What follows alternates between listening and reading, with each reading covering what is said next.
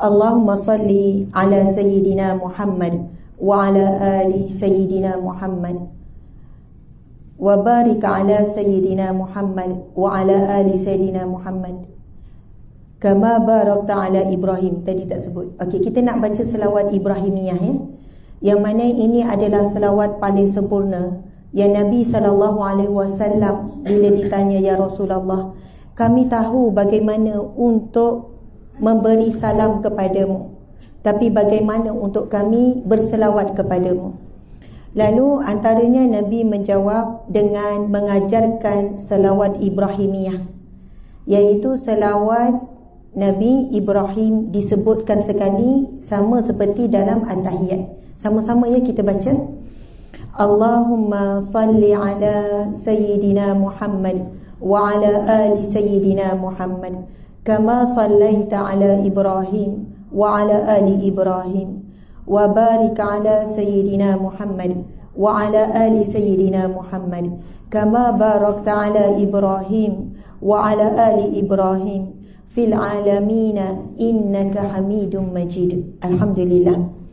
Terlebih dahulu terima kasih kepada pihak penganjur, iaitu Unit Psikologi Bahagian Sumber Manusia, Biro Agama Kespo, Persatuan Kebajikan dan Sukan Perkeso, dan Kesatuan Kaki Tangan Perkeso, Jalan Ampang, Kuala Lumpur. Terima kasih kepada pembaca doa, iaitu Al-Fadhil Ustaz Encik Taqiyuddin Ahmad bin Muhammad Naim. Jadi Ustaz dia. Mana Encik Taqiyuddin tadi? Yang berdiri tu kan.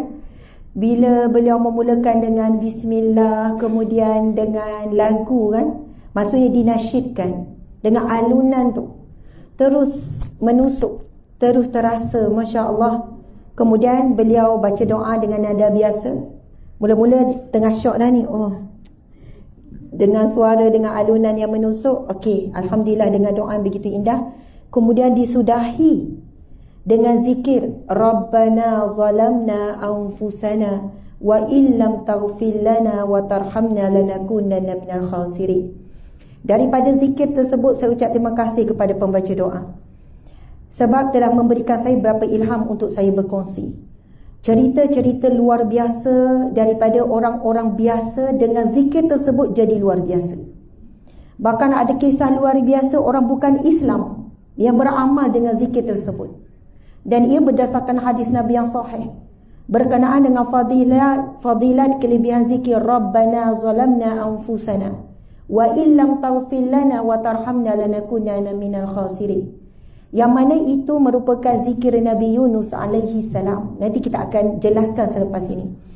Masya Allah, jadi terasa menusuk. Saya macam nak cakap apa pada Ustaz Taqiyuddin ni. Jadi Ustaz yang ini ya Ustaz, saya rasa Ustaz kena standby depan ni, sebab mungkin bila masa je saya akan minta Ustaz okey, zikir Nabi Yunus. Lepas tu saya rasa saya boleh request macam-macam zikir untuk memimpin kita, sebab Allah punyakan suara yang sangat indah dan lantunan yang sangat indah. Bila bergabung tu, itu gifted. Ada orang dia buatlah indah tak indah, lari super saya lah tu. Suara ada tetapi lari semua melodi semua. Jadi bila bergabung tu, seni tu, hiburan ni memang fitrah. Seni ni Allah buat fitrah. Bila kena tu, dia lagi memberi kesan yang mendalam. Sebab saya terus nak buat praktikal terapi terus. Kita sebut pasal zikir, kita terus buat terapi dan rasai perbezaan dia. Masya Allah. Jadi terima kasih pada Encik Taqiyuddin. Terima kasih kepada Cik MC kita yang penuh bersemangat dan penuh persiapan. Mana Cik MC ni? Ya, senyuman begitu begini dan lancar. Dia buat persiapan yang terbaik. Tepukan untuk keduanya. Masya Allah. Kita doakan supaya Cik Ayu Fatihah binti Ismail dikurniakan suami yang soleh, dan buat semua yang masih menantikan jodoh, kurniakanlah ya Allah pasangan yang soleh dan solehah pada waktu yang dekat, cepat dan berkat ya Allah. Amin. Pada tahun ini ya Allah, kalau sempat. Bulan 10 dah ni, jumpa tahun ni, nikah tahun depan insya-Allah. Okey. Subhanallah, sangat mengejutkan kemunculan yang tidak disangka-sangka Encik Muhammad Razmi bin Khalid, dan tak peliklah beliau merupakan Ketua Pegawai Sumber Manusia. Saya memang terleka dengan perkongsian Encik Muhammad Razmi sebab beliau bercakap berdasarkan pengalaman. Bila beliau menyebutkan contoh-contoh orang-orang yang dikatakan dilihat berjaya, dilihat hebat, dilihat ternama, mereka telah menempuh terlebih dahulu ujian sampai saat ini tidak pernah berhenti diuji. Dan bila hujungnya Encik Razmi menekankan tentang kalau boleh setiap hari sekurang-kurangnya 100 ini, 1000 ini. Sebenarnya kajian bila dibuat terhadap orang-orang yang berjaya, tak semestinya ternama. Kita boleh jadi berjaya dalam keluarga kita. Kita boleh berjaya di kalangan untuk diri kita sendiri. Semua orang yang berjaya dan yang paling berjaya di dunia iaitu Nabi Muhammad SAW mempunyai ciri-ciri yang sama. Mereka berkongsi salah satu ciri yang sama. Mesti orang yang berjaya ini adalah orang yang mempunyai rutin tetap harian. Mungkin ada certain rutin boleh berubah, tapi mereka ada amalan yang istiqamah. Mesti mereka ada disiplin dalam hidupnya. Ada rutin yang selalu bila mereka lari, mereka jatuh, mereka sedih, mereka perik, rutin itu adalah satu seperti umpama dahan ataupun tempat bertaut paling kukuh. Ada orang bukan Islam, rutin harian membuatkan dia kekal fokus dan hebat adalah bersenam, jogging, mungkin hiking. Apa sahaja cara mereka mengekalkan rutin itu mengembalikan mereka fokus kepada kehidupan. Tetapi istimewanya Islam, rutin harian yang disarankan oleh Nabi Muhammad SAW, kelebihannya bukan hanya dijanjikan keistimewaan ataupun manfaatnya, dijanjikan oleh manusia. Kalau buat begini, kamu akan dapat begini. Pakar senaman cakap begini, pakar psikologi cakap begini, pakar mental cakap begini. Tetapi ini adalah pencipta alam sendiri yang menjanjikan, dan janji Allah dan janji Rasul paling ditepati. Jadi subhanallah, terima kasih kepada Encik Muhammad Razmi, Ketua Pegawai Sumber Manusia. Seterusnya Puan Fauziah binti Arion, daripada awal lagi sambut dengan senyuman yang sangat manis. Ketua Unit Psikologi patutlah ya. Jadi dia pandai saiko tu. Gitu kan, saiko saya pada awal lagi. Okey, terima kasih Encik Muhammad Nizam bin Muhammad Noor, Pengerusi Biro Agama Kespo. Tuan Haji ya? Sebelah sana. Belum haji, tapi kita mendoakan insya-Allah. Tapi betul lah orangnya Encik Muhammad Nizam, Pengerusi Biro Agama, patutlah nampak keagamaan tu. Kan tunduk daripada awal, saya nak tengok pun yang sebesalah. Okey, seterusnya seluruh kaki tangan Perkesa Jalan Ampang Kuala Lumpur dan yang hadir secara live yang berada di alam maya. Okey, semuanya masya-Allah, anda adalah orang yang hebat. Beri tepukan gemuruh pada diri masing-masing. Oh, tu gemuruh lah tu. Okey, bila saya buat macam ni kan, bila saya tinggikan lagi, boleh tak? Lagi kuat, makin lama makin kuat, boleh? Okey, bagi tepukan paling gemuruh. Lagi. Kuat lagi. Okey, turun sikit. Okey, naik balik. Okey, bolehlah rehat. Okey, tak boleh buat kerja banyak kan? Masya Allah. Dan juga semua yang hadir secara live, saya nak, okey, belakang, tak apa. Dek, awak kena depan sikit sebab dia terlalu bucu, jadi muka saya nampak tak berapa nisan. Tak apa, awak pergi ke depan sikit lagi. Gitu. Sebab dia tak menghalang pun. Okey, kalau tak dia kena pastikan nampak cun-cun je. Masya Allah. Apa khabar semua? Baik, alhamdulillah. Tanya orang sebelah, apa khabar? Tanya. Kena tengok mata. Okey, senyum. Tengok. Salam. Bagus. Ini Ketua Sumber Manusia. Dia siap salam. Apa khabar? Sekarang salam orang sebelah, tanya apa khabar, dan puji dia dengan satu pujian. Mata kena tengok dan puji dengan satu pujian. Awak cantik ke? Awak nampak muda ke? Awak comel ke? Puji-puji. Okey, orang perempuan kalau tak suruh berhenti, dia susah nak berhenti. Okey, berhenti sekarang. Subhanallah. Nabi SAW bersabda, apabila bertemu dua orang saudara, lalu dia berjabat tangan, gugurlah dosa-dosa selama mana tangan itu berjabat. Subhanallah. Hadis yang sahih, berjabat tangan nampak macam ringan main-main tadi tu, Allah menggugurkan dosa. Subhanallah. Kemudian beri salam tak tadi? Kita tanya khabar je. Okey, sekarang beri salam. Assalamualaikum warahmatullahi wabarakatuh. Lepas tu jawab, Waalaikumsalam warahmatullahi wabarakatuh. Masya Allah. Tuan-tuan, puan-puan sekalian, beri salam, Nabi SAW pernah berpesan kepada sahabat Nabi yang bernama Anas bin Malik. Wahai Anas, apabila kamu bertemu dengan ahli keluargamu, maka ucapkanlah salam. Nescaya dirimu dan seluruh ahli keluargamu akan dalam rahmat Allah, dalam jagaan Allah, dalam peliharaan Allah. Jadi memang benarlah Nabi SAW sebut akhir zaman. Kita lah ni akhir zaman, tuan-puan sekalian. Akhir zaman umatku akan memberi salam kepada orang yang dia kenal saja. Dan sampai masa salam itu sudah tidak berlaku lagi. Sebab kita tengok pada hari ini, saat ini kita bagi salam pada orang yang kita kenal, bahkan orang kita kenal pun kita tak bagi salam. Jadi sempena hari ini, esok hari Jumaat, dan sempena bulan kaunseling ni, ataupun bulan mental health, betul ya? Kesihatan mental ni, kita cuba bermula dengan langkah yang nampak ringan tetapi memberi impact yang sangat dahsyat. Ayat bombastik kan, dahsyat apa semua gitulah, nak bagi dengar ceramah tu best. Tapi memang betul, tak buat, tak rasa, dan buat terkejut dengan hasilnya. Cubalah sepanjang hari ni, bila bertemu je dengan kawan, bos ke, orang bawah ke apa ke, jumpa dekat lift ke, Assalamualaikum. Sebab biasa kalau bertemu kita apa? Nak pergi mana? Awal keluar. Ui, punch card beratur ke tadi? Tunggu depan punch card ke? Contohlah kan. Ataupun makan mana? Padahalnya subhanallah, dalam Islam ada greeting yang mana diberi pahala. Saya pernah duduk di Australia 2 tahun lebih. Suami saya dah bidang chemical engineering. Masa tu dia buat PhD di University of Queensland, Brisbane. Tapi PhD tu sangkut adalah cerita ujiannya. Tapi pernahlah duduk di negara bukan Islam, Mak Saleh ni. Mula-mula saya sampai, saya culture shock. Sebab Mak Saleh ni padahal tak kenal kita. Dah lah kita Muslim. Jiran kita semua orang putih lah ke kan, Mak Saleh lah. Tapi bila bertemu, walaupun tengah jalan, kita nak pergi park, kita nak pergi mana-mana lah, mereka mesti akan tegur. Hi, how are you? Fine, thank you. Kalau orang tanya macam tu, kita kat Malaysia, hi, apa khabar? Kenal ke?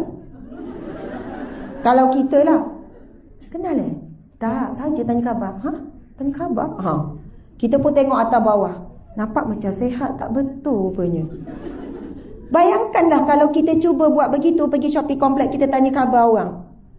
Hai, apa khabar? Orang tu mesti tercengang kan? Ingat kita tak betul. Tapi mereka itu dia punya budaya. How are you? Fine, thank you. How your days? Tiba tanya macam mana hari kita. Fine, everything's fine. Okay. I have a good day, dia tanya. Dia tengok kita bawa anak. How your kid? Oh, everything's fine, thank you. Orang tua, orang muda. Lepas tu kalau kita pergi membeli belah shopping kompleks tu, yang jaga cashier tu, saya kadang rasa nak tanya, tak penat ke? Semua orang dia akan tanya. Sambil dia tag harga tu. How are you today? Fine, thank you. Today. Orang Australia ada slang dia kan, today. Today, ingatkan tu mati kan? Fine, thank you. How your kids? Wow, you are crazy woman. Tiba-tiba cakap saya perempuan gila. Bukan apa, anak saya ramai. Oh, how you handle? Yes, okay, sekian-sekian. Walaupun kita orang Islam. Tapi mereka dapat pahala tak? Tak dapat. Tak dapat pahala. Dalam Islam ada salam. Assalamualaikum warahmatullahi wabarakatuh. Dan 3 perkara dalam salam ini paling kita perlu dalam hidup kita. Yang pertama kita ucap apa? Assalamu.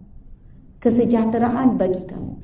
Allah Subhanahu wa taala berfirman, "Yauma la yanfa'u malun wala banun illa man atallaha biqalbin salim." Di hari yang tiada manfaat sedikit pun harta benda, anak pinak kamu, pangkat kamu, kedudukan kamu tidak ada manfaat, tidak berguna lagi. Illa, kecuali man atallaha biqalbin salim. yang datang bertemu dengan Allah dengan jiwa yang sejahtera. Bayangkan seluruh pekerja ni disarankan, dibuat mungkin minggu salam, bulan salam, nak, sebab kadang kena buat kempen. Bila kempen ditulis, diingatkan, lama-lama dia jadi budaya, mula-mula baru nak disesuaikan. Jadi ada beberapa pihak ni yang diberi tugas, jumpa orang je bagi salam. Assalamualaikum, Assalamualaikum, kesejahteraan ke atas kamu, kesejahteraan ke atas kamu. Sebenarnya salam itu adalah kesejahteraan bukan zahir saja, sejahtera mental, sejahtera rohani, sejahtera fizikal. Didoakan. Subhanallah, Assalamualaikum. Kalau tambah lagi, warahmatullah, rahmat Allah. Dan Nabi dah sebut. Sesungguhnya, kamu tidak mampu selamatkan diri kamu daripada api neraka Allah melainkan dengan rahmat Allah.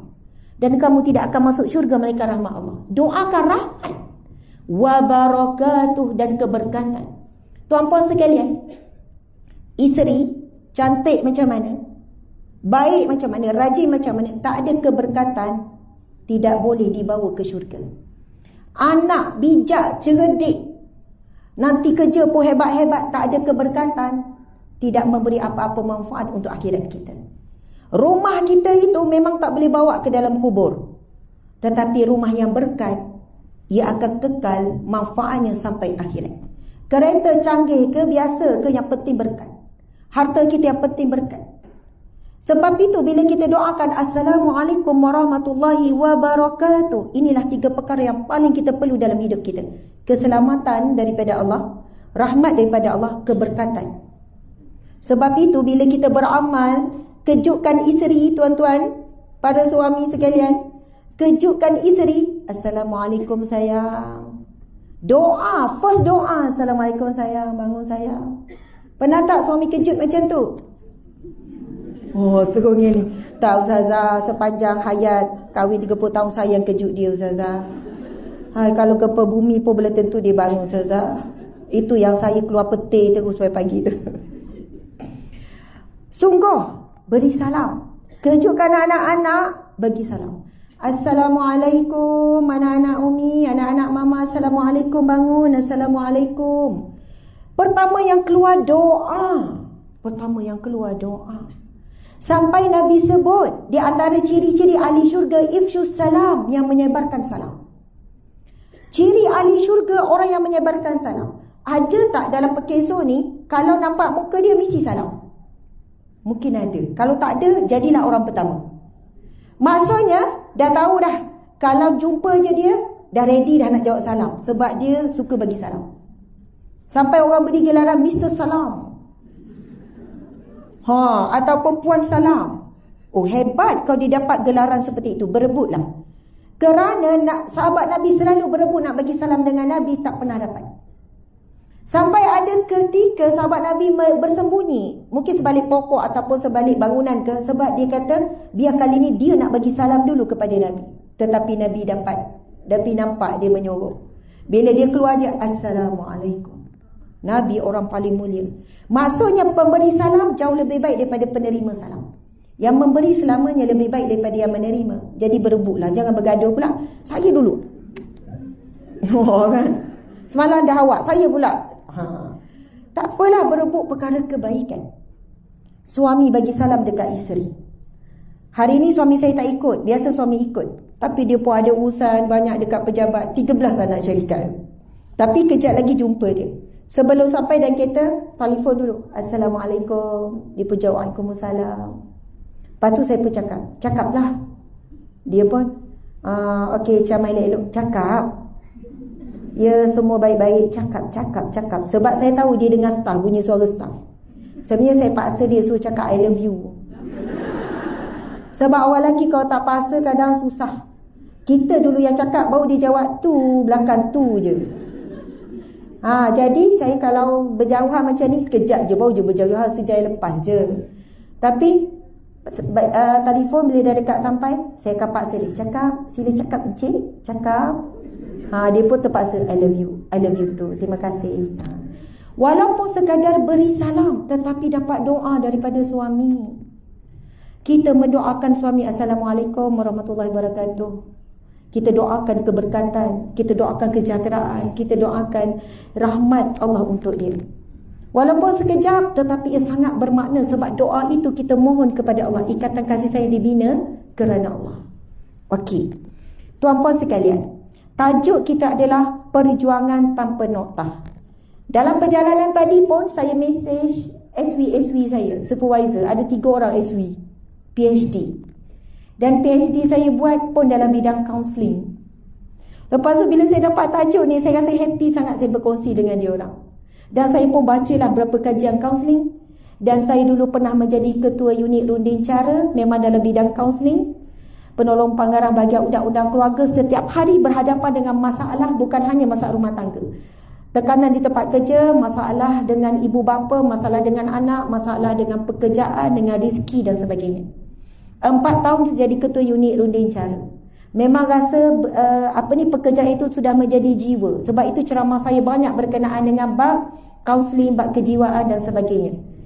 Akhirnya buat keputusan juga dalam bidang ini. Tetapi saya gabungkan kaunseling menurut tasawuf. Bagaimana kaunseling ataupun psikologi menurut Islam dan digabungkan dengan ilmu tasawuf. Dan para pensyarah SW saya marah, saya bagi tahu, Ustazah jangan cakap lagi tajuk Ustazah, sebab tajuk ini antara tajuk yang rare, yang jarang dibuat. Nak digabungkan kaunseling psikologi barat, psikologi Islam dengan tasawuf, iaitu ilmu penyucian jiwa, penyucian hati, bagaimana boleh menyelesaikan masalah kesihatan mental. Jadi alhamdulillah tuan-puan dimati Allah sekalian, saya nak pergi kepada cerita-cerita, sebab cerita mudah untuk faham.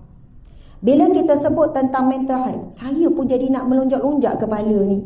Kalau berdiri, boleh ke saya berdiri? Kamera tu kena alih sikit. Okey, kita berdirilah. Okey. Saya seorang je berdiri, tak acil lah. Subhanallah. Bila saya berdiri, tuan-puan lebih selesa melihat saya. Okey, nampak tak saya ni? Ke berada di alam lain? Ya, masih di alam realiti ya. Alhamdulillah, subhanallah. Tajuk kita perjuangan tanpa noktah. Kemudian Encik Muhammad Razmi, lepas ni saya cuba ingat, Encik Muhammad Razmi, Tuan Razmi kita sebut, kalau penulisan ada noktah, semua ada noktah kan? Tetapi perjuangan kita sebutkan tanpa noktah. Bila berhenti? Bila berhenti perjuangan kita? Betul ke mati berhenti? Tak. Kita sambung perjuangan di alam barzah. Lepas tu bila alam barzah, kita bertukar alam mana pula? Alam mahsyar. Berhenti dah ke masa tu? Tidak. Kita tidak ada pilihan, melainkan menoktahkan perjuangan kita di syurga. Syurga adalah noktah titik akhir perjuangan kita. Sebab itu, kehidupan yang paling pendek bagi kita manusia adalah kehidupan dunia. Alam barzah lebih lama daripada dunia.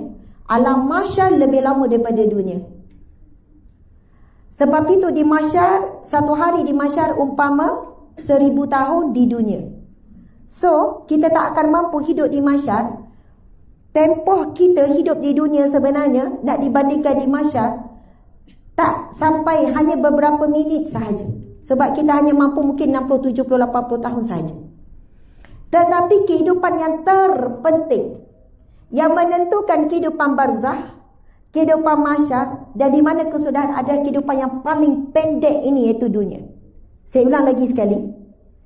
Kehidupan yang paling pendek, singkat, pantas berlalu adalah kehidupan di dunia.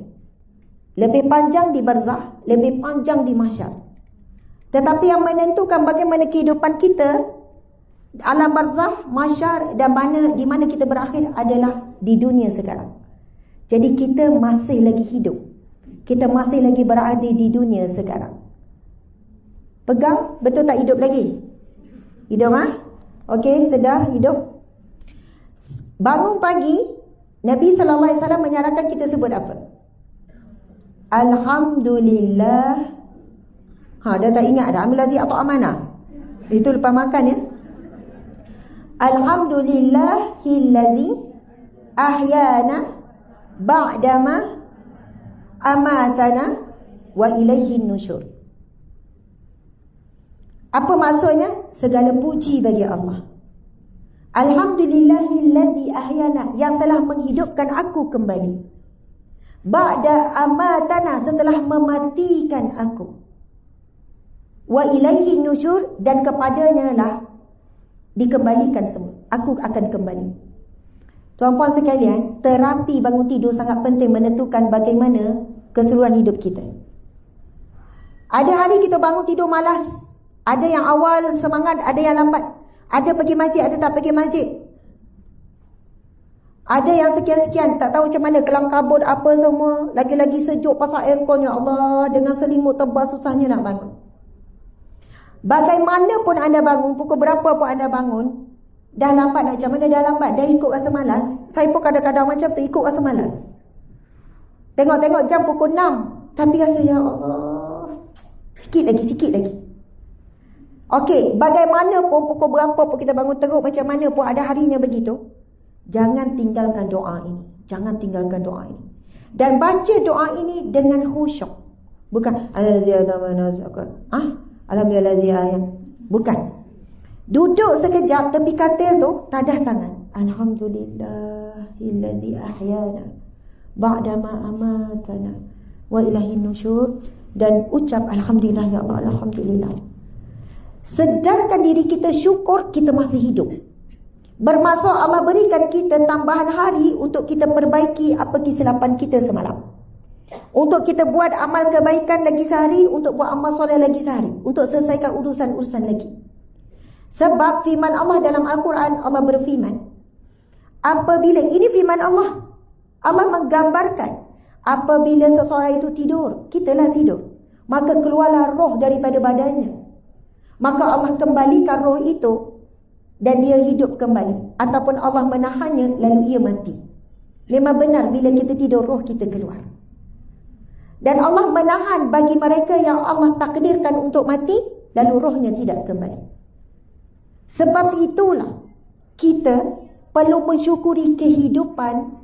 Walau apapun beratnya ujian malam tadi semalam, saya pasti ramai dengan kita yang sedang berat ujian. Saya nak cerita bagaimana hebatnya orang Palestin. Saya baru balik pada Palestin 3 minggu lepas. Saya masuk sampai ke Masjidil Aqsa. Saya naik ke Bukit Zion, tempat Zionis. Saya pergi ziarah makam Nabi Ibrahim, makam Nabi Ishak. Tapi Nabi Saleh memang dalam kawalan Israel. Saya pergi semua sebanyak mungkin tempat yang boleh pergi, padat satu hari. Dan tak tahu bila lagi border akan buka sebab sedang berperang sekarang kan. Bagaimana rakyat Palestin hari ini kena bom. Ini cerita sebelum-sebelum ni. Sebab selalu kalau bulan Ramadan mesti ada peperangan. Mesti kadang 2 hari sebelum raya, 3 hari sebelum raya. Bagaimana rakyat Palestin sangat mensyukuri kehidupan. Hari ini kena bom, rumah hancur. Ada yang kematian isteri, suami, ada kematian ibu ayah, kematian anak, ada yang cacat, ada yang macam-macam. Tetapi bila hari raya, mereka sambut dengan gembira, dengan sepenuh hati, dengan penuh kesyukuran. Betapa mereka ini mensyukuri kehidupan. Mereka mensyukuri setiap saat. Saat sedih, sedih. Saat derita lah. Saat sakit-sakitlah. Tetapi tiba saat untuk bersyukur, bersyukurlah. Saat untuk gembira, gembiralah. Itu yang Nabi sebut kepada seorang sahabat Nabi, sa'atan, sesaat. Ada saat kamu ingat Allah, fokus ingat Allah. Ada saat kamu ibadah betul-betul. Saat kamu dengan keluarga, kamu hayati betul-betul saat kamu dengan keluarga. Tak ada masalah. Saat kamu nak berhibur, berhiburlah mengikut syariat. Jangan pernah rasa bersalah. Kau lah tengah bergurau suami isteri kan, abang tak payahlah, baik istighfar abang. Sebab ada isi-isi macam tu, dia baru dapat ilmu kan, lepas tu dia pun jadi solehah, tawaduk. Suami ajak borak, bang, sorry lah, saya kalau baca Quran setengah jam borak dengan awak, saya dah dapat setengah juzuk. Lepas tu suami kata, apa ni awak ni, takkan tak boleh borak, istighfar lah. Oh, teruk kan. Bila-bila masa je boleh mati, awak tahu tak, istighfar. Oh, gitu. Nabi SAW bersabda, tidak dikatakan satu perbuatan yang sia-sia, 3 perkara Nabi kata, bukan sia-sia. bergurau senda suami isteri, borak gurau senda. Lepas tu Nabi sebut berkuda dan memanah.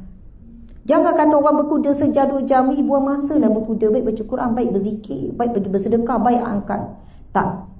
Sama juga memanah. Semua itu sukan sunnah. Maksudnya apabila kita buat sesuatu menghubungkan silaturahim, itu bukan perkara sia-sia, walaupun nampak macam ringan-ringan, macam keduniaan je kan.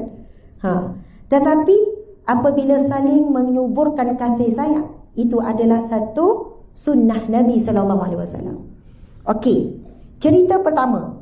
Nanti saya cerita-cerita ni benda yang berlaku dalam hidup kita. Betul atau tidak? Walaupun cerita orang lain boleh relate. Kisah ini kisah benar yang dicerita kepada saya oleh orang tersebut, orang yang memang mengalaminya. Sebelum kita teruskan cerita dengan suasana sejuk, apa semua belakang tu dengan malap tu kan. Masya Allah, memang mencabar ni duduk kan. Jadi kita bangun sekejap boleh? Bangun sekejap. Masya Allah. Kita nak buat lompat bintang boleh? Bergegar dewan ni Ustazah. Masya Allah. Perkeso minta maaf ya, perkeso ni agensi kerajaan penuh ataupun semi government? Semi government. Tadi saya baca ada beberapa statistik yang menarik. Sambil berdiri sebelum kita buat aktiviti ya. Negeri tertinggi masalah kesihatan mental yang pertama wilayah Persekutuan Kuala Lumpur ni Selangor. Paling tinggi wilayah Persekutuan Kuala Lumpur. Statistik ini daripada Public Health Malaysia, antara yang terkini. Yang kedua tertinggi, yang pertama tertinggi Sabah. Ya, Sabah. Mengejutkan kan? Mungkin kerana tekanan kehidupan, kesusahan hidup, mungkin dari sudut taraf pendidikan, wallahualam. Yang kedua, wilayah Persekutuan Kuala Lumpur. Sehat tak semua mental ni? InsyaAllah sehat. Stres. Anak saya kan kadang-kadang dia orang, kan sekarang ni selalu orang sebut anxiety lah, ADHD lah apa. Anak saya kan, Umi rasanya ADHD lah. Jangan nak perasan boleh tak? Kadang-kadang ramai orang suka sangat mudah claim saya depression, saya anxiety, saya kemerungan, saya ADHD, saya ni. Jangan. Yang menentukan, yang diagnose, yang memastikan adalah pakar-pakar. Jangan sebab kita sangka-sangka nak simpati, kita claim diri kita sekian-sekian. Dan jangan kita judge orang lain berkenaan dengan pesakit mental ni kan. Dan yang ketiga tertinggi Kelantan. Jangan marah saya Kelantan. Kelantan ni saya takut ni Kelantan.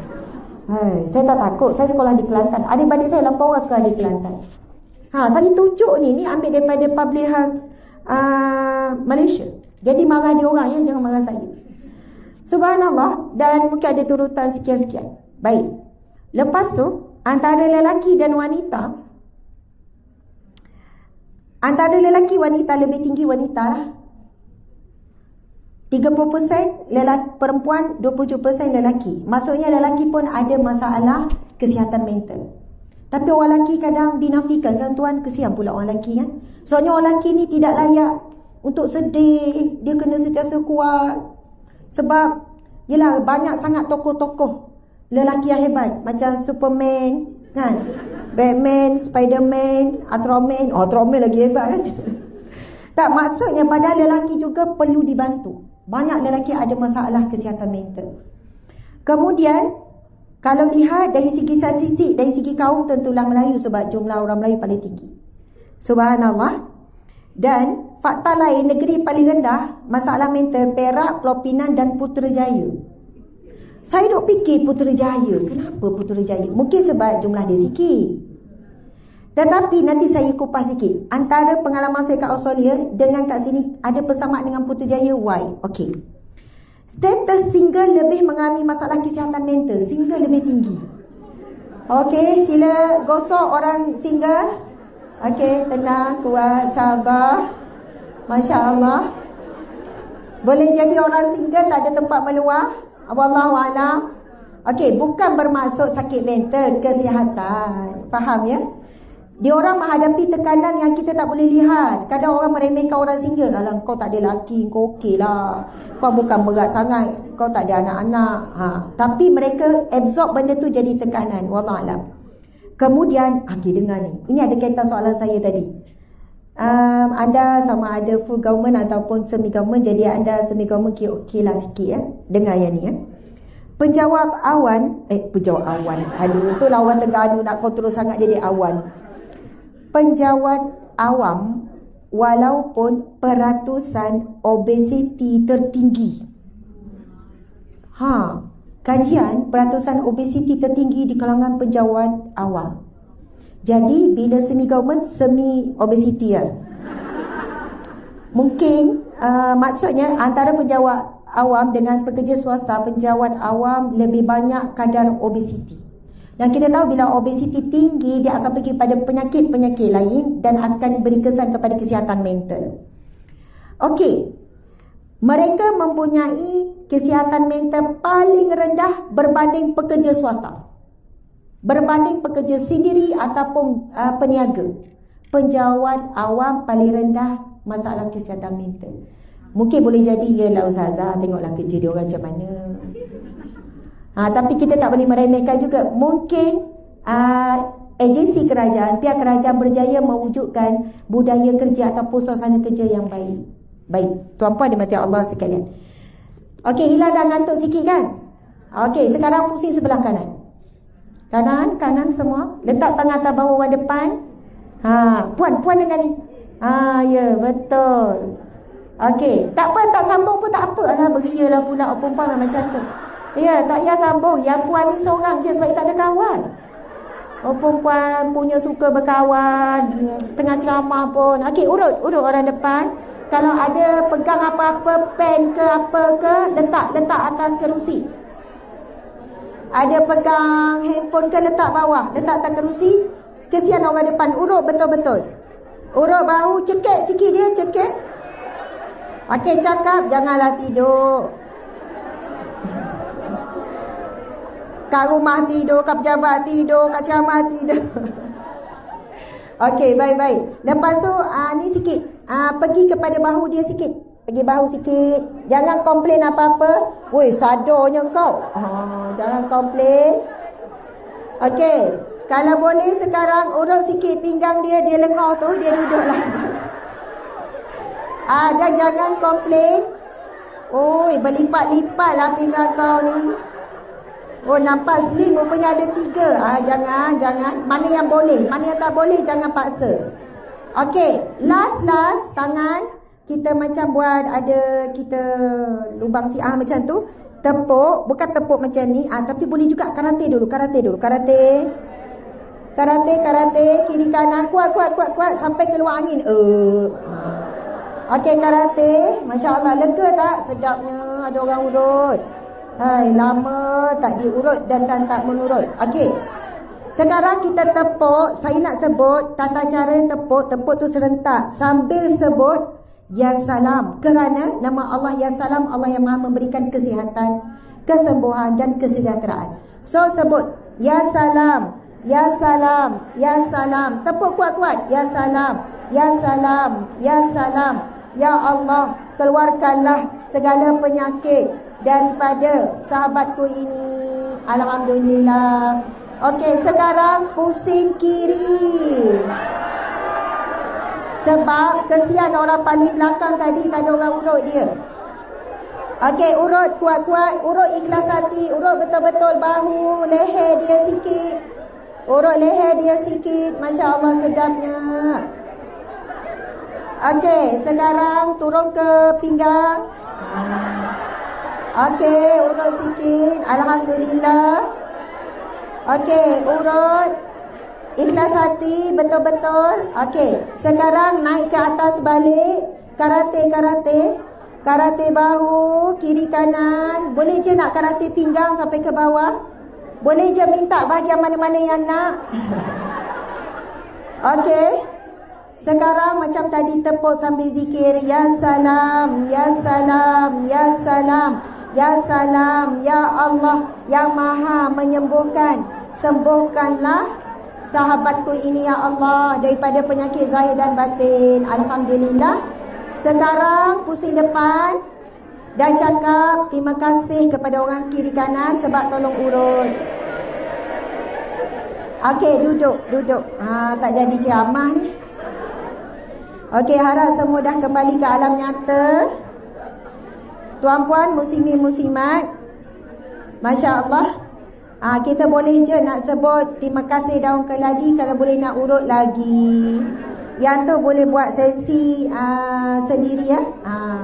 Alhamdulillah tuan-puan dimati Allah sekalian. Masya-Allah. Cerita pertama dan bersedia ya kepada dalamnya ada doktor. Tadi ada doktor perubatan. Depan saya ni ramai orang jauh lebih berilmu daripada saya, lebih berpengalaman. Ada beberapa orang doktor tadi, doktor perubatan, mungkin doktor psikologi juga, wallahualam. Sebab Perkeso ni tempat orang datang mengadu masalah kan. Masalah tempat kerja, kebajikan tempat kerja. Kami ada 224 staff. 224 staff. Kami memerlukan setiap bulan 450k, tak boleh kurang, untuk bayar gaji semua pekerja. Saya rasa itu belum masuk pekerja site lah. Tak apa, itu cerita kita. Subhanallah, tuan-tuan sekalian, termasuk kos operasi utility semua. Tekanan bila bekerja sendiri, syarikat sendiri sangat tinggi. Dan keadaan ekonomi yang sangat agak mencabar. Okey, terima kasih ya. Betul. Jadi tekanan saya sendiri sebagai CEO, suami dan seorang lagi board director, dan tekanan staff. Bagaimana kami berusaha untuk mencari rezeki, memastikan semua dapat gaji dan utility semua lepas. Sentiasa kerja dalam tekanan, setiap hari. Contoh, hari ini 15 bulan. Berapa bulan ini? 12. Kami mula all out untuk 20 hari lagi lebih kurang gaji, dah bermula daripada selepas 5 hari gaji dah rasa dah tekanan. Alhamdulillah daripada PKP sampai sekarang tak pernah gagal membayar semua gaji pekerja. Tapi setiap bulan, makan bulan, orang kata makan makan pagi, kais pagi makan pagi. Kami kais bulan makan bulan, terus habis. Banyak syarikat yang sedang bankrupt, yang tutup bisnes, kedai makan, banyak yang tutup sekarang. Sangat struggle. Jadi bila tak pelik kenapa kadar tekanan kerja agensi kerajaan dan juga semi government begini kurang tekanan berbanding yang kerja sendiri. Sebab bila kami nak mencari satu jumlah yang besar, itu bersih. Kalau 450k, setengah juta setiap bulan bersih, berapa sales kena dibuat? Bayangkan, sebab sales biasanya 20 ke 30% sahaja. Bermasuk berapa juta sales yang perlu dicapai setiap bulan. Sebab itu bila tengok banyaknya perniagaan dan ramai orang kenal saya sebagai pendakwah. Kenapa ramai sangat staff? Mereka adalah penggerak dakwah. Media saja 10 orang. Dalam bidang research and development berapa orang. Bahagian management, PA saja 3 orang. Sebab kita nak kerja dakwah besar dan jauh. Apa yang saya nak sampaikan, tak pelik statistik tu begitu tadi. Dan bila mengalami penyusutan ekonomi, sebenarnya peningkatan penyakit mental semakin tinggi. Ramai orang kupas tentang isu mental health ataupun kesihatan mental di kalangan pekerja, tapi tak ramai yang mengupas kesihatan mental di kalangan majikan, bos, majikan. Sebab itu ramai sebenarnya statistik majikan bunuh diri. Majikan kalau fikir untuk dirinya sendiri sudah cukup, tapi memikirkan untuk 200 orang staff, untuk mencari jumlah yang berat, yang besar seperti itu, dia akan letak semua atas bahu dia. Majikan tak akan cakap, kalau tak cukup, tak bayar gaji. Kalau tak cukup, potong gaji. Tak. Majikan yang bertanggungjawab, dia akan berusaha bersungguh-sungguh sampai menggadaikan apa saja yang ada. Pastikan semua pekerja dibayar gaji, sebab dia tahu setiap pekerja ada keluarga. Setiap pekerja ada anak, ada isteri, ada ibu ayah, ada adik-beradik. Masya Allah, Allahu Akbar. Tuan-puan dimati Allah sekalian. Kisah yang pertama diceritakan orang yang berkait langsung dengan individu ni. Dia kata, Ustazah, ada seorang lelaki bukan Islam. Cerita Malaysia ni, lelaki bukan Islam, yang mana kerjanya adalah pembunuh upahan. Ngeri kan? Ada pembunuh ubahan kat Malaysia, ada. Orang bukan Islam nak pembunuh ubahan. Mungkinlah untuk geng apa saya tak siasat lah. Lepas tu ceritanya, setelah lama dia buat kerja tersebut, hidupnya tak tenang, dia tak boleh tidur malam. Walaupun makan ubat tidur, tak boleh tidur. Umpama seperti roh tu, orang-orang yang dia bunuh tu mengganggu dia. Sehinggalah dia bertemu dengan seorang perempuan Melayu Islam kita. Yang ini bukan Islam dan bukan Melayu lah, Melayu Islam kita. Lalu dia bertanya, you ada tak apa-apa ubat ataupun apa-apa mantra-mantra ke apa-apalah yang you boleh bagi pada saya? Sebab saya tak boleh tidur malam lah, hati saya tak tenang lah, jiwa saya tak tentu arah lah, macam tu lah. Lalu wanita Islam ni beri apa? Zikir la ilaha illa anta subhanaka inni kuntu minaz zalimin.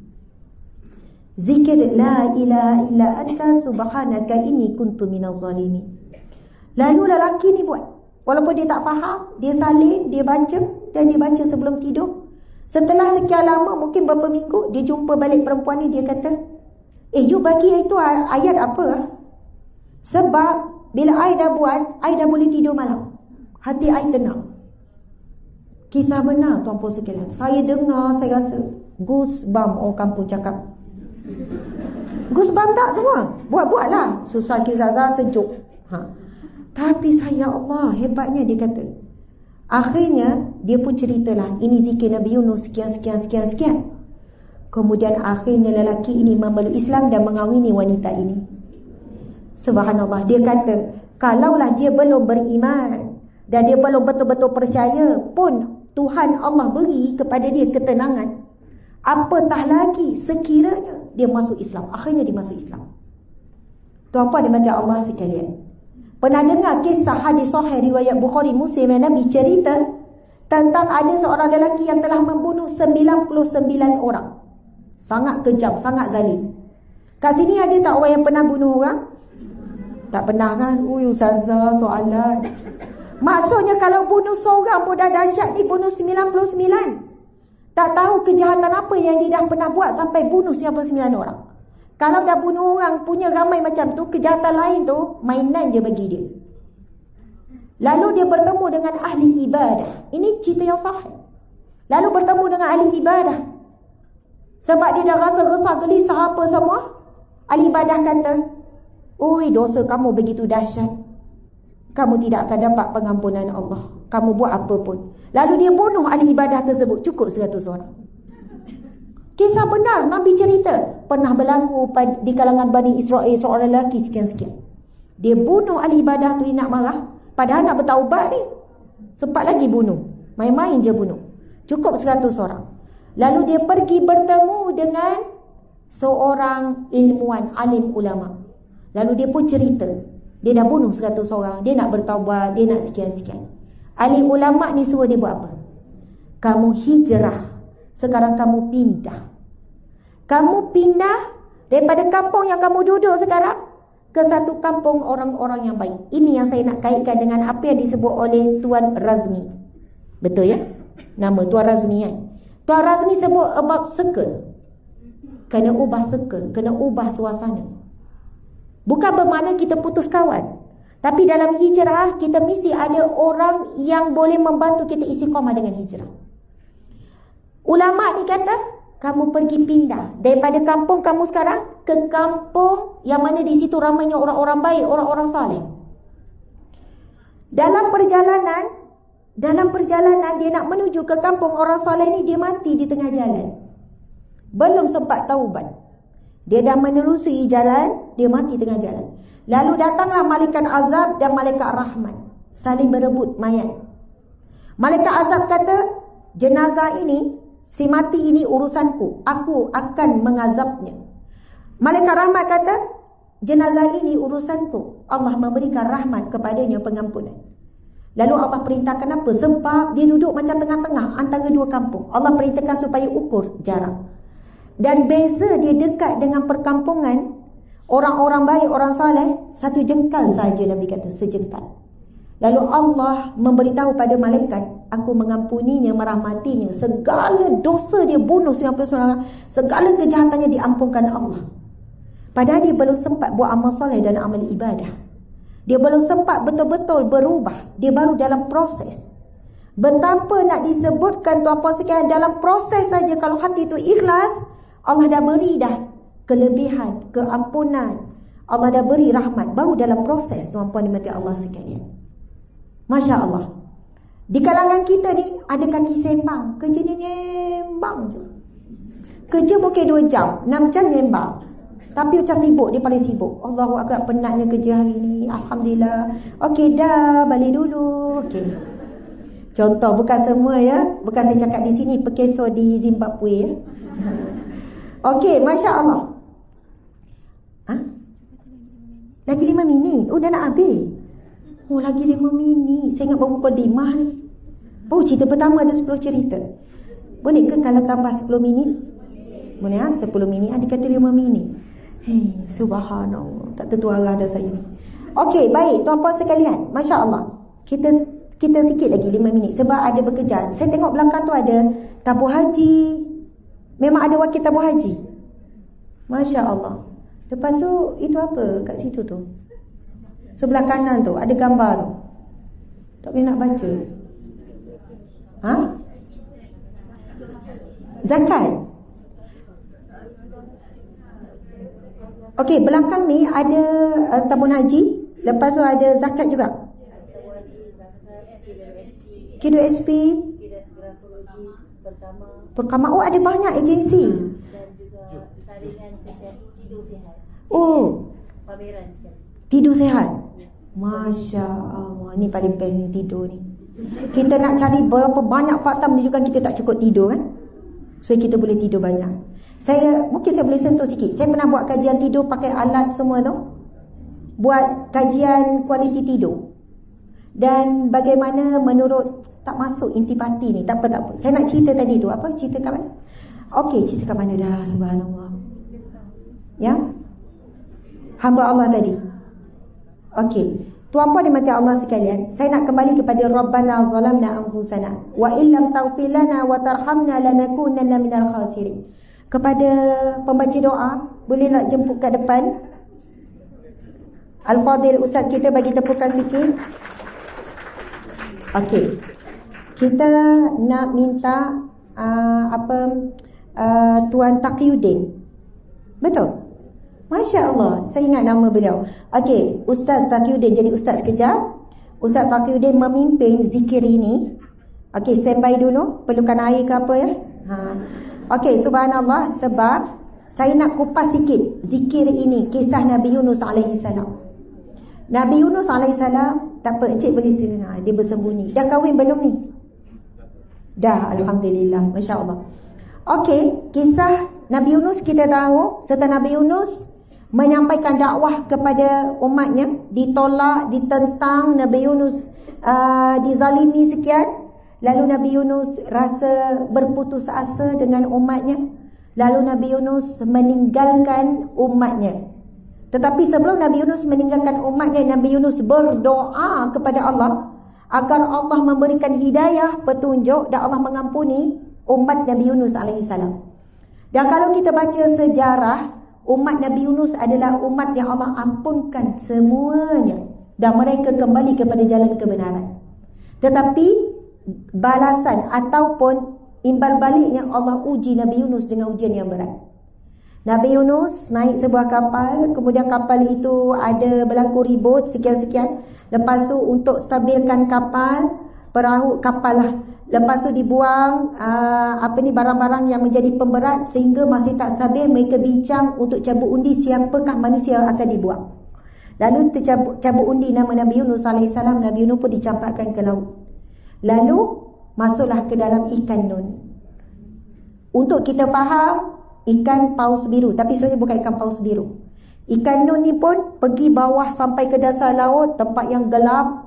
Bermaksud Nabi Yunus AS dalam keadaan tidak ada makanan, tak ada sumber air, tidak ada udara, tidak ada cahaya. Dan ketika itulah Nabi Yunus AS membaca zikir La ilaha illa anta subhanaka inni kuntu minaz zalimin.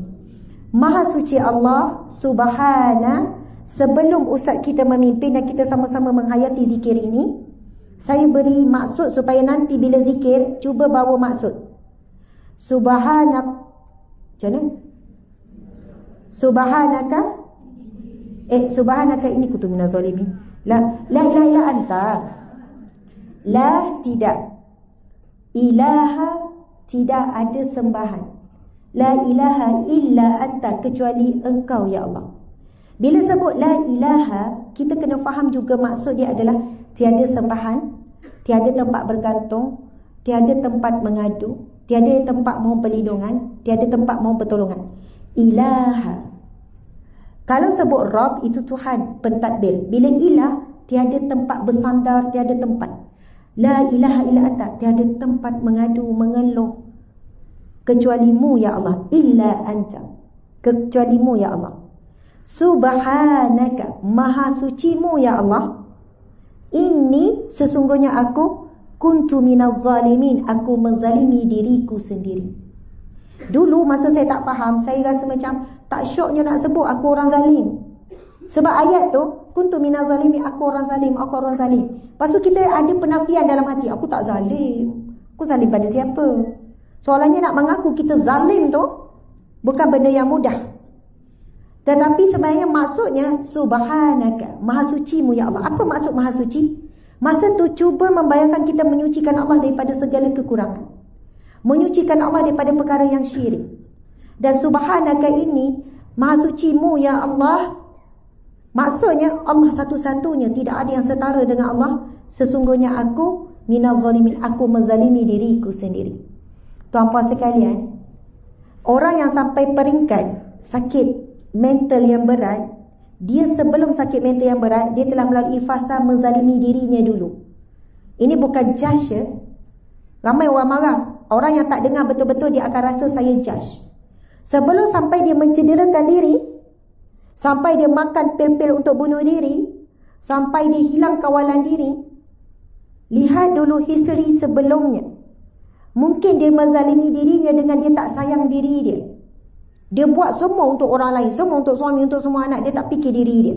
Dia menzalimi diri dia ya. Saya nak sebutkan, kita tidak mampu menyayangi orang lain selagi mana kita tidak menyayangi diri kita. Dan kita tidak mampu menyayangi diri kita melainkan kita tidak menyayangi Allah. Permulaan mengenal Allah, menyayangi, mencintai Allah, Rasulullah adalah perjalanan menyayangi diri. Macam mana ustazah? Nak sayang suami, nak sayang diri juga. Bukankah bila sayang suami menunjukkan sayang diri? Tidak. Orang yang menyayangi dirinya, dia memastikan dirinya fizikalnya baik. Stres macam mana? Pergi jogging. Macam Tuan Razmi sebut. Tuan-puan sekalian, saya juga paksa diri saya untuk workout. Paksa diri saya untuk kadang swimming. Swimming sebenarnya sangat bagus. Anak-anak kami semua ambil, ada coach semua ni. Tapi kami dapat coach yang bukan mahal sangat. Alhamdulillah sederhana. Yang kecil, yang besar semua mahir swimming. Saya juga ambil coach juga belajar swimming. Sebab swimming dia mengajar kita kontrol pernafasan. Kita berada di bawah air tu, kita tengok air, kita boleh kontrol pernafasan, yang sangat membantu. Lepas tu juga sukan-sukan yang lain. Sebab saya boleh rasa perbezaan emosi saya, mental saya, apabila saya seimbangkan dengan keperluan fizikal. Kita semua malah bersenam. Ramai orang malah bersenam. Bersenam musim je. Ada hadiah barulah, nak maraton, nak apalah. Tapi antara cara saya nak kekalkan, saya berjalan kaki pergi surau untuk solat subuh. Agak jauh. Dan balik jalan kaki.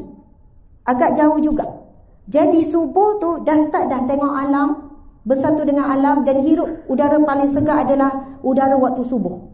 Tak tercemar, dan spektrum warna alam ketika itu the best spektrum warna, iaitu sebelum subuh. Sebab itu ramai Chinese, dia akan tai chi sebelum subuh. Waktu subuh kita kerja, tengok dia orang duduk tai chi, sebab dia sedang menyerap tenaga alam. Mak ayah encik, rasakan saya berdiri lagi lama tau. Encik lagi muda. Okey, sabar ya. Yang nak disebutkan di sini, tuan-puan dimati Allah sekalian, memang kena seimbang. Tapi yang memimpin kita adalah rohani. Rohani pemimpin kepada tubuh badan. Itu Nabi SAW bersabda, Masya Allah. Ada lebih kurang 5,000 lebih yang sedang menonton secara live. Alhamdulillah. Nabi sebut apa? Ala wa inna fil jasadi mudghah. Sesungguhnya di dalam anggota badan manusia itu ada seketut daging. Wa iza salahat salahal jasadu kullu. Sekiranya daging itu baik, maka baik seluruh jasadnya, seluruh anggota badannya, mental, emosi semua akan baik. Wa idza fasadat fasadal jasadu kullu. Sekiranya dia rosak, dia buruk, maka akan rosak tak seimbang seluruh anggota badan. Ala wahya qalbun. Nabi kata, ketahuilah itu adalah hati, hati nurani. Subhanallah. Muslimin. Apabila Nabi Yunus berada di bawah tempat yang gelap, tidak ada apa-apa, lalu Nabi Yunus sebut la ilaha illa anta subhanaka inni kuntu minaz zalimin. Lalu suaranya bergema sampai ke atas.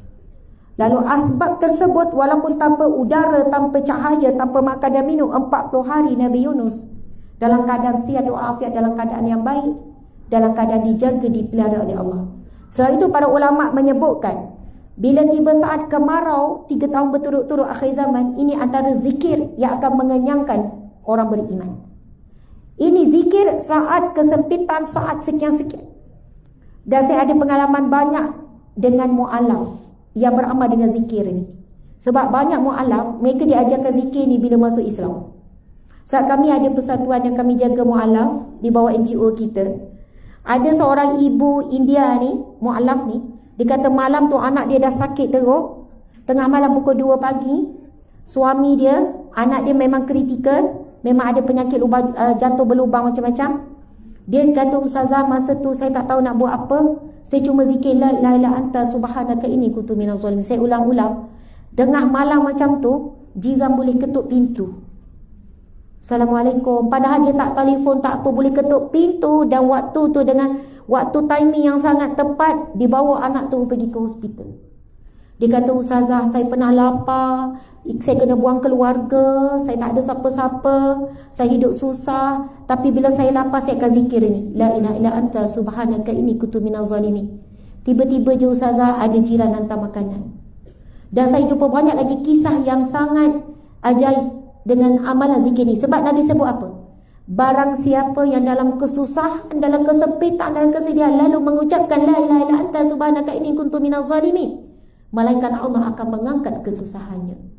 Tetapi beza, yang membezakan adalah bagaimana bila kita sebut zikir tersebut, sama ada dengan khusyuk, dengan memahami, ataupun dengan lidah je, la ilaha anta subhanaka inni kuntu minaz zalimin, sambil ngantuk, sambil tak rasa. Jadi silakan Al-Fadhil Ustaz kita memimpin zikir ini dengan alunan seperti tadi tu. Kalau boleh buat sedih lagi ya. Buat menusuk lagi, wallahualam. Ulanglah dalam 10 kali ke? Boleh ya? Macam sebab salah pula ni. Boleh? Ni masuk live ni, dalam masuk TV ya. Tadi awak baca Rabbana zalamna anfusana. Itu doa Nabi Adam alaihissalam. Tapi kita baca, kita bincang pasal la ilaha illa anta. La ilaha illa anta boleh juga kan? Boleh semua boleh. Okey. Jadi kita bolehlah buat la ilaha anta 5 kali, Rabbana zalamna 5 kali, ataupun terserah. Sebab ini sekira dah penghujung saya. Kalau lebih masa, dialah yang bersalah. Okey.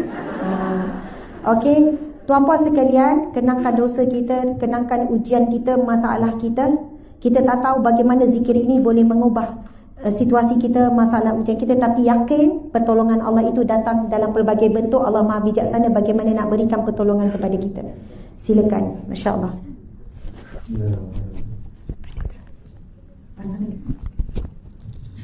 La ilaha illa anta Sama-sama. subhanaka inni kuntu minaz zalimin. La ilaha illa anta subhanaka inni kuntu minaz zalimin. La ilaha illa anta subhanaka inni kuntu minaz zalimin.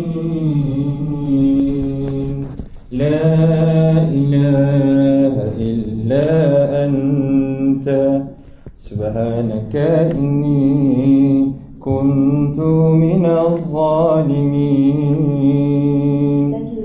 لا إله إلا أنت سبحانك إني كنت من الظالمين لا إله إلا أنت سبحانك إني كنت من الظالمين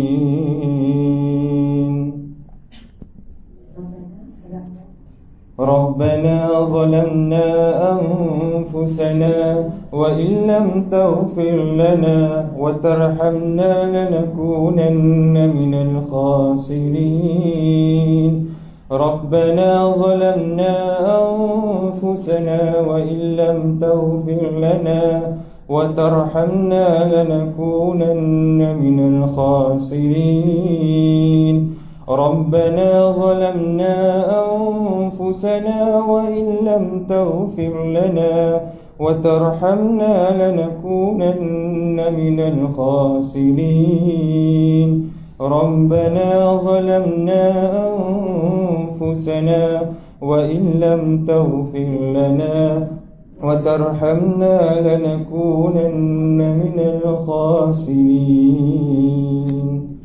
والله منكم. InsyaAllah boleh tak Ustaz sebagai penutup? Subhanallah, muslimin muslimat, saya nak ucap terima kasih banyak-banyak di atas peluang yang diberikan pada hari ini. Saya sangat gembira, sangat bersyukur saya jumpa orang-orang yang hebat seperti tuan-puan sekalian. Saya mendoakan semoga semuanya dalam rahmat Allah, keberkatan dan kejahteraan. Allah berikan kebahagiaan yang hakiki dalam rumah tangga, sakinah, mawaddah, warahmah. Kemudian Allah kurniakan zuriat keturunan yang soleh dan solehah, rezeki yang barakah yang melimpah ruah, dapat menunaikan haji dan umrah. Dan Allah kumpulkan seluruh keluarga kita di syurga Firdaus tanpa dihisab, tanpa diazab. Allah kurniakan kesihatan yang baik, Allah angkat kesakitan, Allah beri kelapangan di atas kesempitan, Allah kurniakan jodoh yang soleh dan solehah. Dan Allah temukan dan satukan kembali sebagaimana Allah satukan kita di sini pada pagi yang barakah ini di syurga yang abadi. Amin ya rabbal alamin. Subhanallah. Saya mohon maaf sebab apa, mungkin banyak sebenarnya yang nak dikongsikan, tetapi kesuntukan waktu dan juga saya mungkin kurang bijak mengawal masa. InsyaAllah ada rezeki kita bertemu lagi. Mudah-mudahan dapat sedikit sebanyak ilmu dan kefahaman bagaimana kaitannya kesihatan mental dengan kesihatan rohani kita. Makanan rohani adalah makanan yang perlu kita beri secukupnya. Kita beri sebagaimana kita jaga makanan fizikal nak sedap-sedap, nak apa nikmat-nikmat, begitu juga makanan rohani mesti kena yang the best kita beri. Barulah fizikal, mental, emosi kita turut seimbang bila rohani seimbang. Kadang kita beri banyak mental, kita banyak beri emosi, seronok-seronok, hiburan. Tetapi bila rohani tak cukup, maka dia akan efek semua.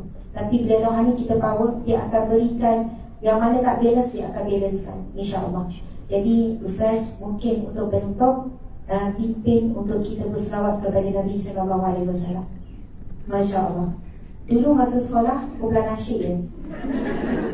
Betul? Tak, berbakat baru tahu akhir-akhir. Ustaz kita berselawat, sebab selawat itu mendatangkan rahmat Allah. Man shalla alayya salatan wahidatan sallallahu alaihi asyara salawat. Barang siapa yang berselawat kepadaku satu kali, maka Allah akan berselawat kepada kita. Allah berselawat kepada kita 10 kali. Membawa masuk Allah memberikan rahmat. Tadi Tuan Razmi sedap dia nama. Tuan Razmi sebut tentang baca Yasin hari Jumaat, dan ramai orang perempuan yang hadir. Sebenarnya bila dibuat selalu, yang lelaki lepas ni lebih ramai hadir sampai nak buatlah dewan ni. Sebab apa? Kalau kan tak dibuat begitu, boleh jadi 1 minggu kita tak baca Yasin langsung. Jadi terima kasih pada pihak pengurusan yang menitik berat tentang amalan-amalan sebegitu. Minta maaf satu perkara, dalam keadaan organisasi kami dalam tekanan, tapi kami tetap meneruskan hari demi hari. Antara amalan setiap pagi kami berkumpul, setiap pagi, bukan hari Jumaat saja, tapi mungkin agensi seperti ini suka juga nak berkumpul. Kami akan baca ratib, kami akan baca Al-Quran dan buku surat dengan terjemahan. Dan ada waktunya kami akan baca surat berjemaah. Semua staf wajib berkumpul dan membacanya. Jadi kami tak sempat juga nak menguruskan mental pekerja, ada yang tekanan, ada yang, tetapi yang kami selalu sebut, mudah-mudahan dengan setiap pagi kita berkumpul berzikir, itulah yang akan menguatkan kamu semua. Wallahu a'lam. Terima kasih. Assalamualaikum warahmatullahi wabarakatuh. Silakan. InsyaAllah kita sama-sama selawat kepada Nabi Muhammad SAW. Sallallahu ala Muhammad, sallallahu alaihi wasallam, sallallahu ala Muhammad, sallallahu alaihi wasallam, sallallahu ala Muhammad, sallallahu alaihi wasallam, sallallahu ala Muhammad, sallallahu alaihi wasallam, sallallahu ala Muhammad, sallallahu alaihi wasallam, sallallahu ala Muhammad, sallallahu alaihi wasallam. Allahumma salli wa sallim wa barik alaihi sallu alaihi. Terima kasih, masya-Allah. Takbir. Allahu akbar. Walillahil hamd. Kembali kepada MC, insya-Allah. Baik. Alhamdulillah, terima kasih atas perkongsian yang diberikan semata dan juga pimpinan daripada Encik Zakidul tadi. Dan saya pasti kita dah dapat banyak ilmu di dalamnya dan insyaAllah kita boleh praktikkan dalam kehidupan hari kita. Baik tuan-tuan dan perempuan, dalam kehidupan ini kita capai noktah. Noktah kita adalah di syurga. Jangan kita berhenti berjuang untuk kita mendapatkan apa-apa dalam kehidupan kita. Beramal sebaiknya di dalam syurga, beramal sebaiknya di dunia untuk kita dapatkan di syurga. Dan seberat apa pun ujian kita alami, ini telah pertolongan daripada Allah SWT. Baik, maka dengan ini berakhirlah sudah program kita pada pagi ini. Saya mewakili psikologi mengucapkan jutaan terima kasih kepada Ustazah, tuan-tuan dan perempuan, barisan tenaga teknikal dan seterusnya, kepada yang berada di webinar dan juga di dalam dewan yang meluangkan masa pada pagi ini. Boleh tak kita minta sedikit ruang untuk bergambar bersama-sama? Boleh. Jadi jemput Ustazah untuk kita bergambar bersama-sama. Kita menghadap ke belakang je, boleh? Sebelum